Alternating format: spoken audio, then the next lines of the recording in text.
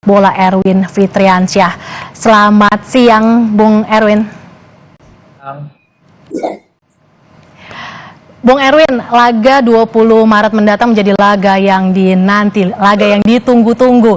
Dengan komposisi pemain yang ada dan juga tim kepelatihan yang baru, bagaimana peluang kita di kandang Australia, Bung Erwin? Oke. Kalau acuannya adalah pertandingan pertama ketika Indonesia bermain lawan Australia di Jakarta, skornya 0-0.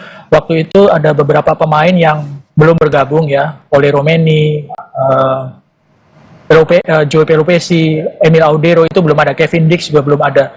Sehingga ketika mereka sudah ada di tim sekarang dengan pemain-pemain yang menurut saya lebih banyak pilihannya ya, pelatih Patrick Kluivert memiliki lebih banyak pilihan, ada optimisme, ada harapan Indonesia bisa setidaknya mengambil poin ya, paling tidak minimal seri di kandang Australia, apalagi kalau mengingat bahwa Australia tidak akan diperkuat oleh sekitar 7 atau 8 pemain yang biasa menjadi pemain utama karena menderita cedera. Jadi ada optimisme karena Indonesia memiliki pemain-pemain baru yang diharapkan bisa menambah kekuatan. Tapi di balik itu kan juga sebetulnya ada tantangan yang harus dihadapi oleh para pemain baru itu. Mereka belum pernah bermain bersama dalam sebuah pertandingan resmi bersama pemain-pemain yang sudah terlebih dahulu bergabung gitu. Jadi ada dua sisi mata uang, menguntungkan karena pilihannya banyak, pemain-pemain berkualitas sekarang lebih banyak, tapi di sisi lain harus bisa mengatasi problem adaptasi, harus bisa cepat beradaptasi dengan pemain-pemain yang lama. Tadi ada menyebut beberapa nama-nama seperti oleh Romeni, seperti itu ada pemain-pemain naturalisasi. Lantas kalau kita bicara tadi terkait dengan proses adaptasi, bagaimana dengan proses adaptasi ini, Bung Erwin? Ya, tentu kita berharap sebagai pemain profesional mereka bisa cepat beradaptasi ya.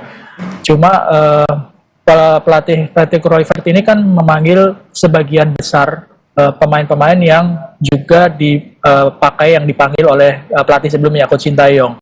Pemain-pemain yang lama gitu ya. Jadi kerangka timnya mungkin nggak akan terlalu banyak berbeda pemain-pemain yang akan dimainkan, tapi ditambah dengan pemain-pemain yang baru gitu.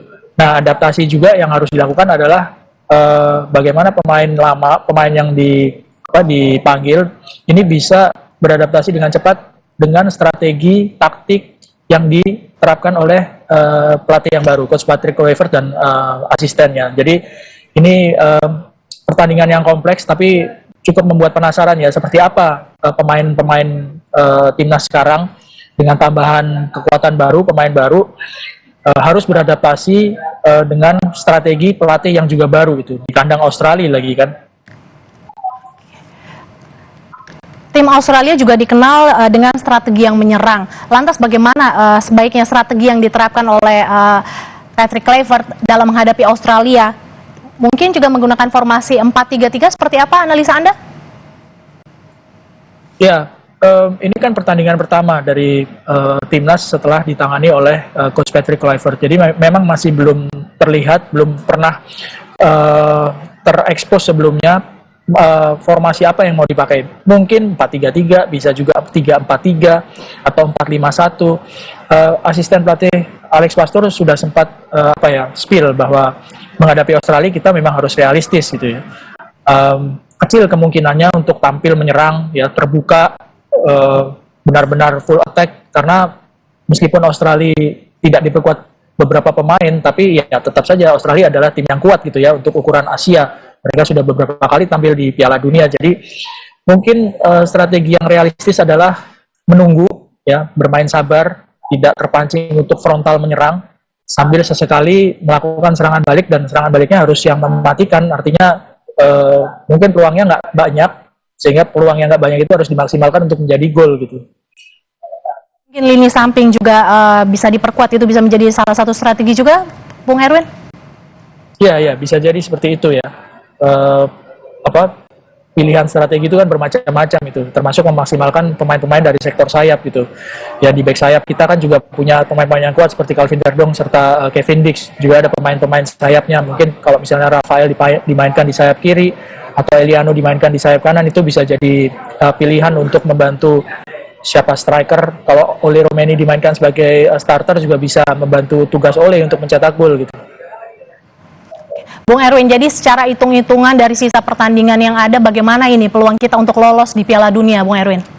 Peluangnya masih sangat terbuka, karena setelah menghadapi Australia ini, Indonesia akan bermain home di GBK lawan Bahrain tanggal 25 dan lawan China.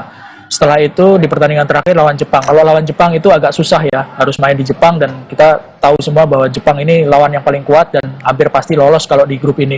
Peluangnya cukup terbuka, minimal kalau bisa mengambil poin di Australia, nggak kalah ya. Kalau bisa seri, apalagi kalau menang, itu peluangnya terbuka sekali. Karena sekarang Indonesia ada di posisi 3, masih punya pertandingan home 2 lagi lawan Bahrain dan China yang sangat mungkin kita bisa menang di situ. Ya, kita berdoa bersama agar timnas Indonesia bisa mencetak kemenangan pada laga 20 Maret mendatang. Terima kasih pengamat sepak bola Erwin Fitriansyah yang sudah bergabung dalam Kompas Siang. Terima kasih Bung Erwin.